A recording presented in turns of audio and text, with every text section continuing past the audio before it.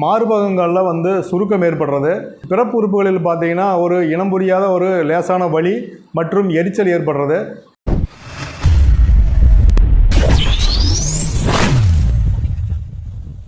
மக்கள் அனைவருக்கும் வணக்கம். இன்றைய பதிவில் நம்ம என்ன பார்க்க போகிறோம்னா, பெண்களுக்கு மிக முக்கியமான ஹார்மோன் பார்க்கக்கூடிய ஈஸ்ட்ரோஜன் ஹார்மோனை பற்றி பார்க்க போகிறோம். பெண்களுக்கு மிக முக்கியமான ஹார்மோனில் 2 வகையான ஹார்மோன் இருக்குது. ஒன்று ஈஸ்ட்ரோஜன் ஹார்மோன், இன்னொன்று ப்ரோஸ்ட்ரோஜன் ஹார்மோன் சொல்லி 2 வகையான ஹார்மோன் இருக்குது. இன்றைய பதிவில் நாம் பார்க்கக்கூடியது ஈஸ்ட்ரோஜன் ஹார்மோனை பற்றி பார்க்க போகிறோம். இதை அதிகப்படுத்துறதுக்கு எந்த மாதிரியான உணவு வகைகள் நாம் சாப்பிடணும் அப்படிங்கிறத இன்றைய பதிவில் நாம் பார்க்க போகிறோம். ஈஸ்ட்ரோஜன் ஹார்மோன் இந்த மாதவிடாய் காலம் முடிஞ்சு முதல் 14 நாள் பார்த்தீங்கன்னா அதனுடைய சுரப்பு வந்து அதிகமாக இருக்குது. இது அதனுடைய ஹார்மோன், அப்போ அந்த ஈஸ்ட்ரோஜன் ஹார்மோன் அதிகமானால் தான் கருமுட்டையினுடைய வளர்ச்சி வந்து நல்லாயிருக்கு. ஒருவேளை அந்த 14 நாள் அதனுடைய ஈஸ்ட்ரோஜன் ஹார்மோனுடைய சுரப்பு வந்து சரியாக இல்லை அப்படின்னா கருமுட்டையினுடைய வளர்ச்சி வந்து குறைவாக இருக்கும். நடுத்தர வயது பெண்களுக்கு இந்த மெனோபாஸ் காலம்னு சொல்லக்கூடிய அந்த காலத்தில் வந்து ஈஸ்ட்ரோஜன் ஹார்மோன் வந்து குறைய ஆரம்பிக்கும். அது குறைஞ்சா தான் அவங்களுக்கு நல்லது. குறையாமல் போச்சு அப்படின்னு சொன்னால் இது என்னன்னா, அந்த மார்பகத்தில் கட்டி ப்ளஸ் அந்த கர்ப்பப்பையில் கட்டி இந்த மாதிரியான தொந்தரவுகள் வந்து அவங்களுக்கு ஏற்படுறதுக்கு வாய்ப்பு இருக்குது. இந்த முதல் 14 நாட்கள் பார்த்திங்கன்னா இந்த பாலிகுலர் ஃபேஸ்ன்னு சொல்லுவோம்.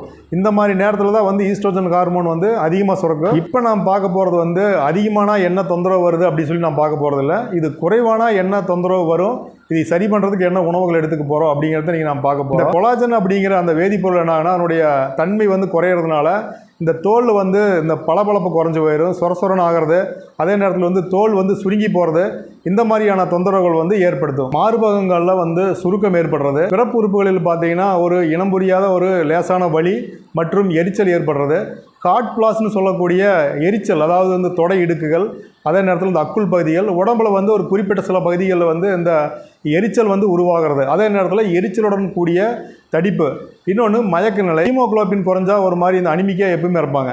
ஆனால் இந்த ஈஸ்ட்ரோஜன் குறைஞ்சாலுமே வந்து பெண்கள் வந்து இதை மாதிரி தொடர்ந்து வந்து அனிமிக்காக இருக்கிறதுக்கு அது ஒரு காரணமாக இருக்குது. இப்போ சொன்னதெல்லாம் பார்த்தீங்கன்னா அடிப்படையான அறிகுறிகள் தான் இருக்குது. இந்த மாதிரி அறிகுறிகள் வந்து எல்லாத்துக்கும் பொதுவாக 1-2 இருக்கத்தான் செய்யும்.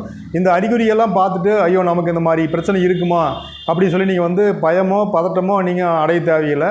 ஒருவேளை உங்களுக்கு இந்த மாதிரியான தொந்தரவுகள் வந்து 1க்கு மேற்பட்ட தொந்தரவுகள் இருந்துச்சு அப்படின்னா நீங்கள் நார்மலாக வந்து ஒரு சிம்பிளாக ஒரு டெஸ்ட் எடுத்து பார்த்துக்கலாம். டெஸ்ட் எடுத்து பார்த்துட்டு அதுக்குண்டான சிகிச்சை செய்யலாம். அப்படி இல்லைன்னா அதுக்குண்டான வாழ்க்கை முறை மாற்றம், உணவு முறை மாற்றம், உணவு பழக்க வழக்கங்கள் மூலமாக இது வந்து நம்ம சரி பண்ண முடியும்.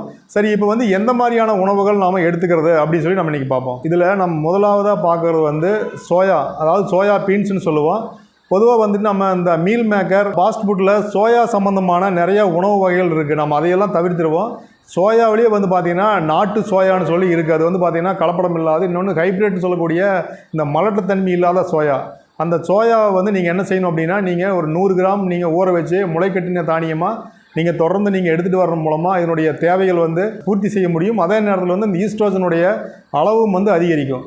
அடுத்ததாக பார்த்தீங்கன்னா இந்த ஃப்ளக்ஸீன்னு சொல்லக்கூடிய சீடு, அடுத்தது வந்து பம்கின் சீடு, இந்த 2 சீடும் என்ன செய்யணும்னா உங்களுடைய அந்த ஈஸ்ட்ரோஜன் ஹார்மோனை வந்து சரி பண்ணும்.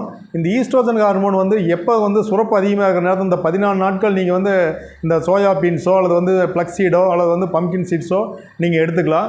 மாதவிடாய் நின்றதுக்கு அப்புறம் இந்த நடுத்தர வயது உள்ள பெண்கள் இந்த மெனோபாஸ்னால் வந்துட்டு பார்த்தீங்கன்னா அதனுடைய அந்த அனிமிக்காக இருக்கிறது, எப்பவுமே ஒரு எரிச்சல் தன்மையோடு இருக்கிறது, ஒரு சோர்வாக இருக்கிறது, இந்த மாதிரியான சுச்சுவேஷன் வந்து உருவாகும்.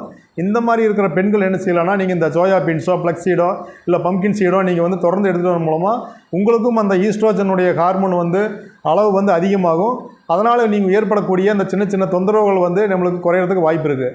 இந்த ஃப்ளக்ஸீட் அப்படிங்கிறது என்ன செய்யும் அப்படின்னா, இதில் வந்து ஆன்டி ஆக்சிடென்ட் நிறைஞ்சிருக்கிறதுனால உங்களுக்கு வந்து அலர்ஜி பண்புகளுக்கு எதிராக வேலை செய்யுது. இந்த பம்கின் சீடில் வந்து ஜிங்க் அதிகமாக இருக்கிறதுனால உங்களுடைய அந்த சோர்வு, மயக்கம், டயர்ட்னஸ்ஸு இது எல்லாத்தையும் போகிறதுக்கு இந்த பம்கின் சீட்ஸ் வந்து உதவியாக இருக்குது.